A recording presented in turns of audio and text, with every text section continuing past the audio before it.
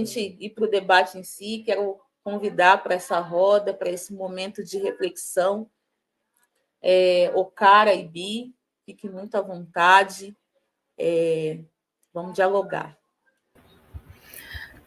Olá, me ouvem bem? Me dá uma sinalização aí se o som tá bom. Ok. Ecobé, Teapecaruca, olá, boa tarde. Me chamo Okarobo. Não tem problema falar Ibi, tá, gente? Tá tranquilo. Não tem como as pessoas inferirem que se pronuncia Obo. Obo. É uma palavra em tupi que significa terra, inclusive. Acho que é relevante dizer aqui para o espaço.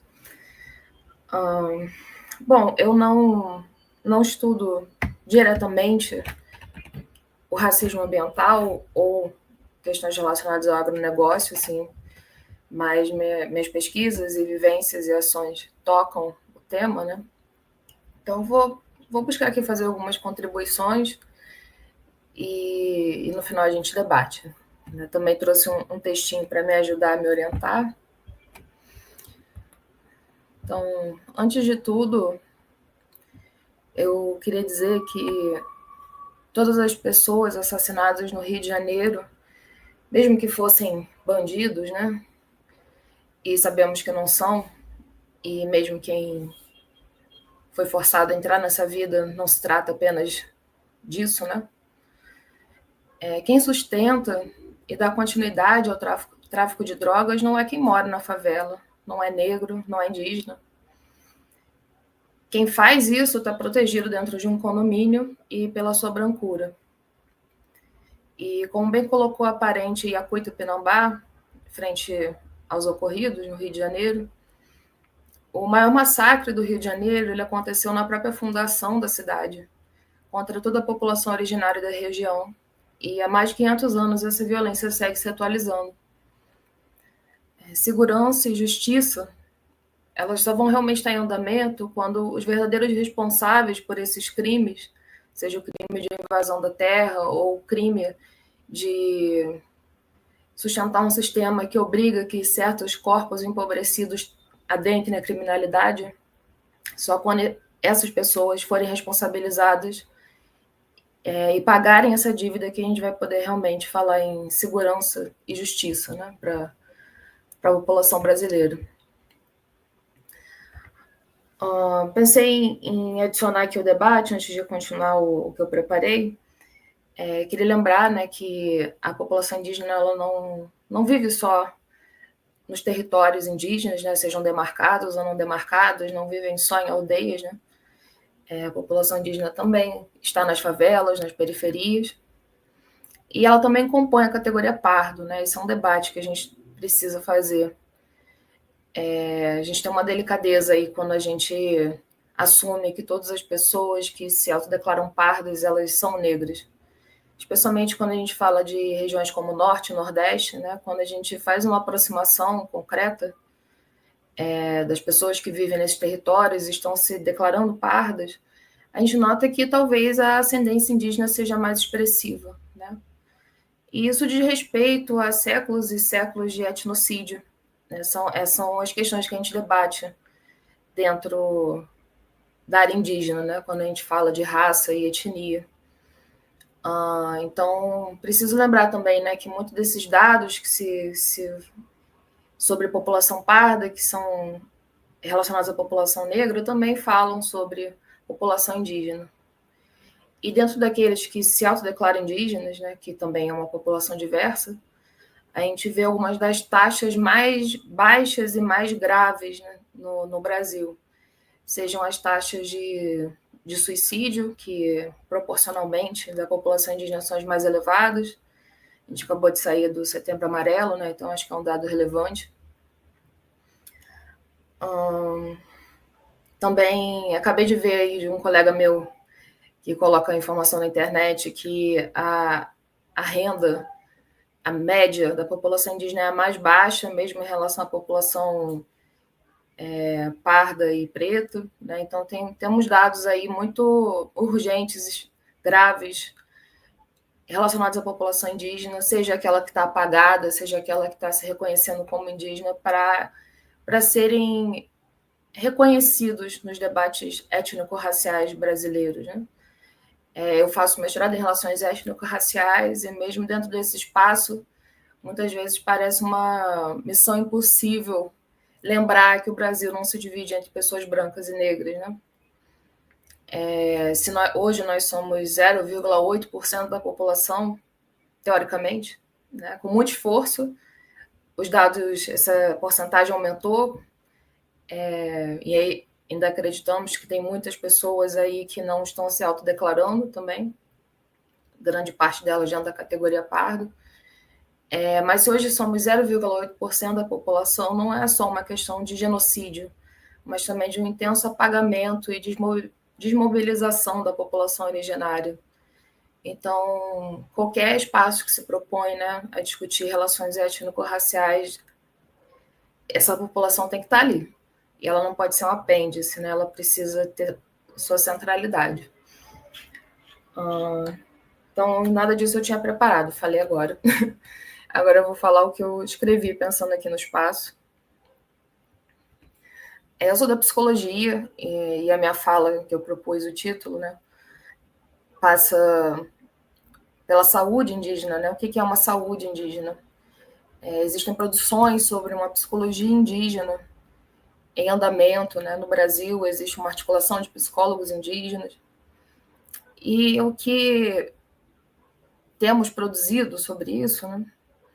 Eu tenho lido mais do que produzido, no sentido de que já tem grandes pessoas para me referenciar, eu não precisei criar quase nada. Isso me deixa bem feliz. Mas se tem sido discutido sobre saúde indígena, é que saúde indígena é poder viver o território, é poder viver a comunidade e é poder viver a cultura. E essas experiências, elas são historicamente, cotidianamente interrompidas pela colonização, pelo racismo e pelo capitalismo. Quando a gente fala de uma psicologia indígena, muitas vezes as pessoas esperam algum tipo de técnica incrível, né, uma pagelança, alguma coisa assim, que vai curar as pessoas dos males da civilização branca. Né? E a cura que a gente tem é a seguinte, né, o anticapitalismo e a descolonização. Não tem muito para onde fugir.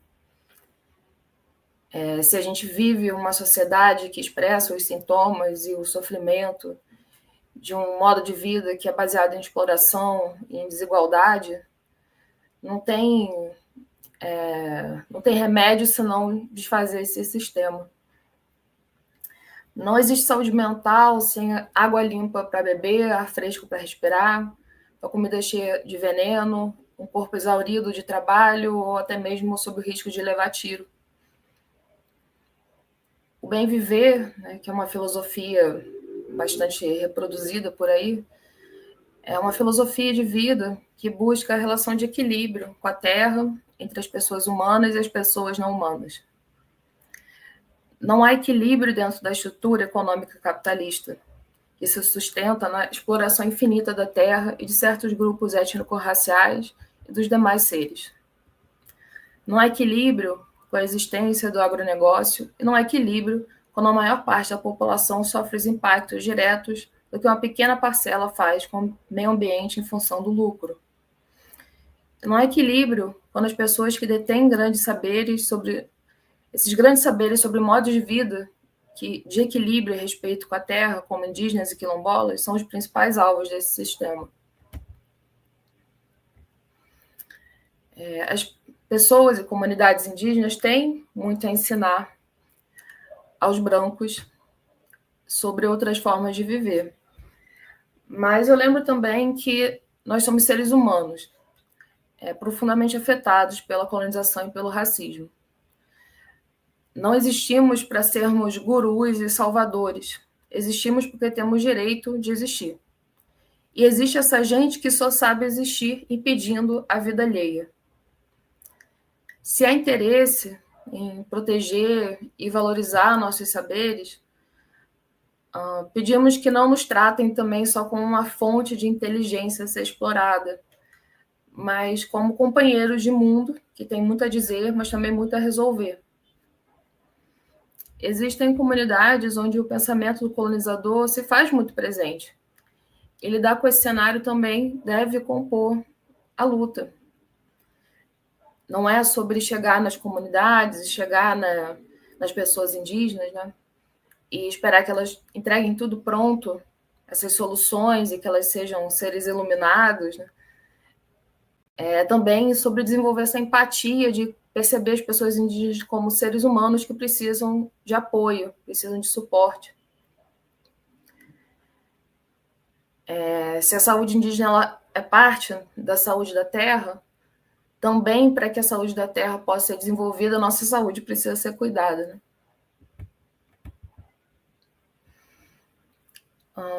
E aí, pensando o conceito de racismo, na perspectiva da pesquisadora Guarani Jane Nunes, o que significa racismo, né, numa perspectiva indígena, tem bem pouco relação com a discriminação e agressão com base em fenótipo. Não que não exista e não seja relevante, claro. Mas isso é uma parte da discussão. Quando a gente fala em racismo, é esse fenômeno que se estende para os nossos territórios, as nossas culturas e os nossos espíritos. Quando a gente usa o conceito de corpo-território, é porque a gente entende que a morte ela é tão real quando ela atinge o nosso corpo individualmente, como quando atinge essas outras dimensões da nossa vida.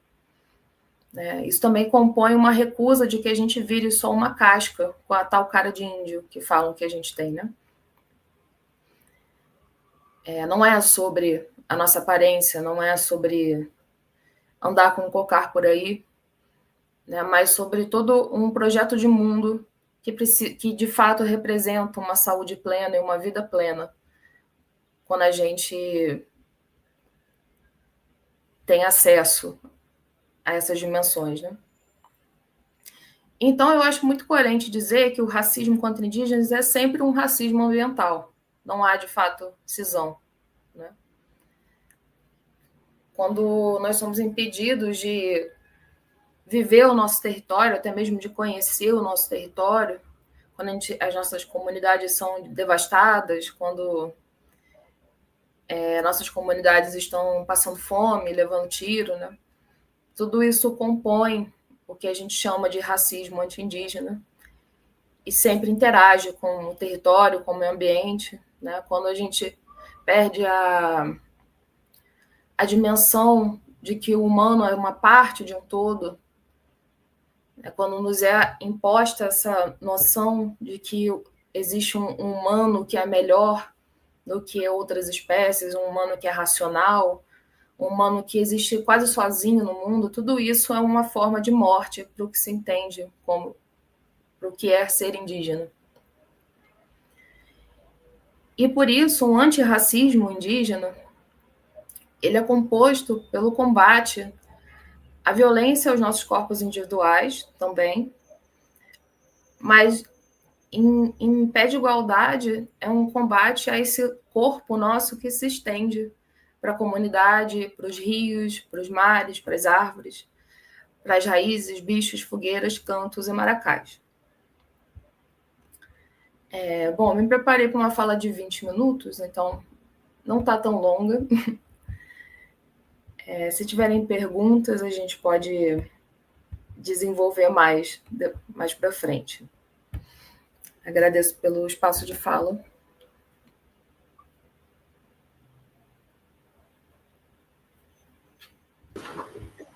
Muito bom te ouvir, cara.